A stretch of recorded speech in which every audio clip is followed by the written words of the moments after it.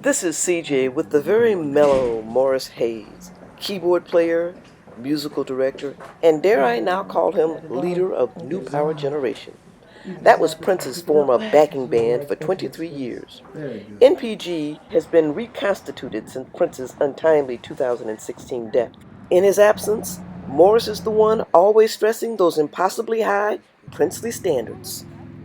I don't do anything that I would deem that I would look at him thinking like, Morris, come on, man, come on.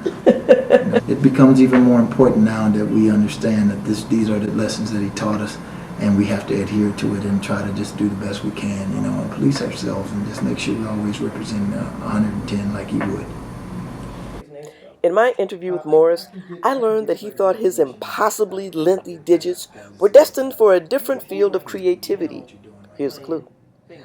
I also witnessed Morris's ability to take charge. But it's funny, I really thought I was going to be more in the art world than the music world, so it was kind of like a thing like that. So you're going to be a painter? Yeah, painter and art. I got a scholarship for it. I got a college scholarship for it. Cool. Yeah, it was really cool. Cool. Hey guys, I'm trying to do an interview down here. Thank you. Trying to do an interview. Thanks. What? Trying to do an interview down here. Don't hate, playa. Sorry. No, that's great. Action. Action. As the longest tenured NPG member, Morris saw more action with Prince than any other. He had a strategy that he deployed on a daily basis for surviving with Prince almost 20 years. You know what I think it is, because I think I was pretty much the worst keyboard player he had, but the thing about it is I came to understand him, and I think for me what helped me, and this just was my own thing, I theorized that there were 5 of them. I said that I would study the different versions of Prince, like there was what I call the Purple Rain Prince, the one I first saw when I went to the movies, and I thought that's what Prince was a Purple Rain.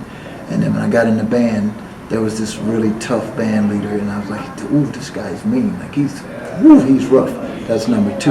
Number 3 was the guy that's the basketball playing, and we talk about each other's mamas and joke around. And then there was the sad Prince, the one that was having a bad day, and so you're gonna have a bad day. Mm-hmm. And then the other one was the guy that would give you the shirt off his back. Mm-hmm. Before I would say anything, I just would see who showed up today. And then I'd be like, okay, number 2 is here. Number 2. Like, he's here. So if you're not on your A game, you're going to have a headache today. And that really helped me, because once I did that whole formula and figured out, like, oh my gosh, it's like 5 of them, and if all I can do is figure out which one is here, then I'm cool. And when I did that, it's like I just would let him talk, and then everything was like, okay, I know what I'm dealing with today. It's okay. And I stayed. You were inducted into the Arkansas Black Hall of Fame. Mm-hmm. You know what? It was so cool. For number one, I didn't know we had one. Where did you find out that the Arkansas had a Black Hall of Fame? So somebody had told me, like, you've been nominated. I'm like, what? And I was like, wow. So I was like, wow, this is cool. There may be other halls of fames in Morris's future, but basketball, which he gave up after high school, isn't one of them. Although with this wingspan, he clearly had an advantage over Prince. At 6'6", he didn't beat you in basketball very often. He beat the socks off of me. And it really used to piss me off, because it really did, because I'm telling you, some days he'd be so hard on me, the only thing that I felt was recourse was to beat him on the basketball court. I can count on one hand the amount of times in 20 years that happened. And I played basketball until I was a senior in high school. Wow. 6'5", and I'm telling you right now, I got on the court and I'm like, I'm gonna kill this mug, because he has been hard on me all week, and this is my chance to like get him back. And he still would beat me. And it was very frustrating. And I asked him one day, because I just couldn't believe it, because I'm just like, this dude is beating the socks off me, and I did not expect it. And and he told me, say, the problem with you big men is, see, all I got to do is get you to commit, get you off your feet, because he head faking. He was real fast, real quick with his hands. He knew how to dribble all between your legs.